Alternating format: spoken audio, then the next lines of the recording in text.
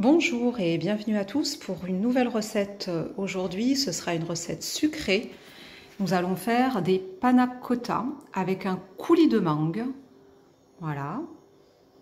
Donc, nous allons passer tout de suite aux ingrédients.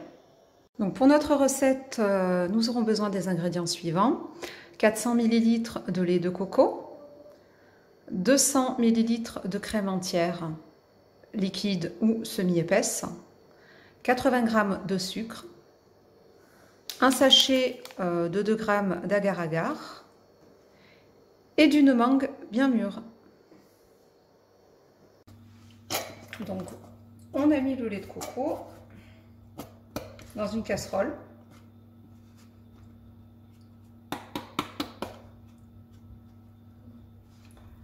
Voilà. On rajoute la crème entière liquide.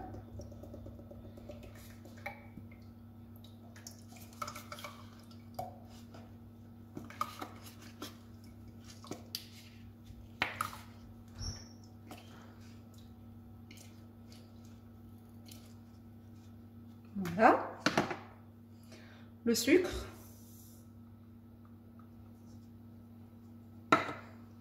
Et le sachet d'agar-agar.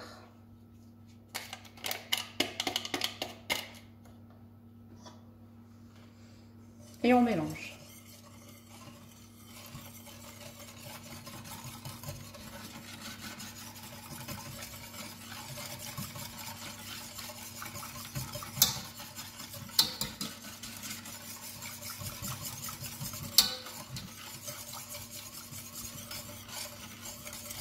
On attend que le mélange se détende un petit peu.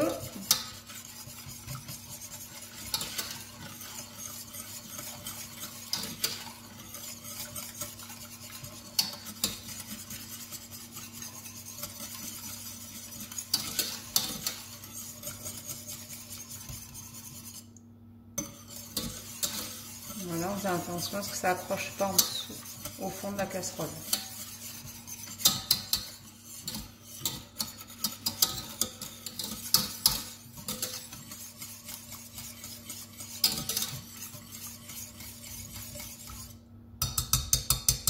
Donc, pendant que ça commence à bouillir un petit peu, on prépare des ramequins, des petites verrines, hein, moi j'ai ça. Donc on les prépare de sorte à ce qu'une fois que le liquide a commencé à bouillir, on le retire du feu et on pourra le verser aux 3/4 dans nos verrines.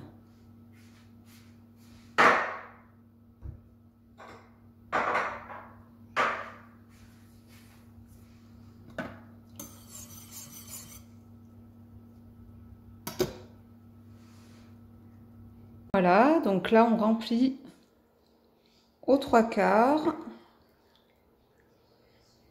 chaque verrine.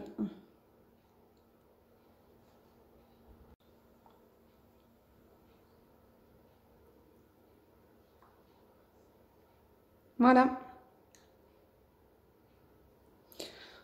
J'ai pu en obtenir 6. Donc ces 6 verrines vont pouvoir aller se reposer au frigo pendant minimum 3 heures. Donc j'ai coupé la mangue, j'ai épluché la mangue, j'ai coupé la mangue en deux et j'ai essayé d'enlever un maximum en fait du fruit qu'il y a autour du cœur. Et on va essayer de mixer le fruit, mais manuellement pour pas que ça fasse quelque chose de trop liquide. Je vais obtenir une purée avec quelques morceaux. Donc j'utilise ce petit mixeur.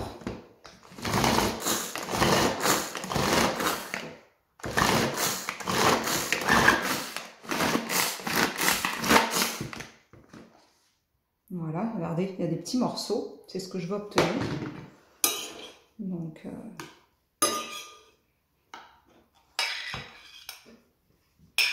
après, si c'est un mélange de à la fois purée et à la fois petits morceaux, ce sera très bon en bouche.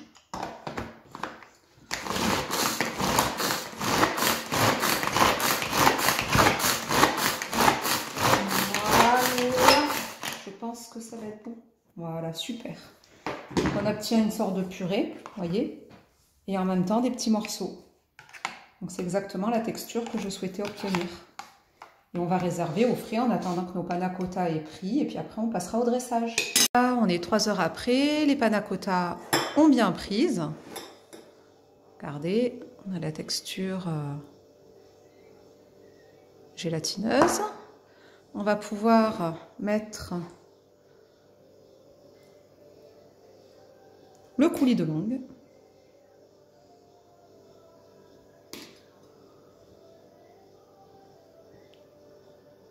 Voilà. On met généreusement, hein, on a suffisamment de coulis pour faire un bouilli de mangue. Et voilà, nous arrivons à la fin de cette recette. Nous avons terminé nos panna cotta. J'ai dressé sur chacune d'elles une petite framboise surgelée pour le côté un peu déco.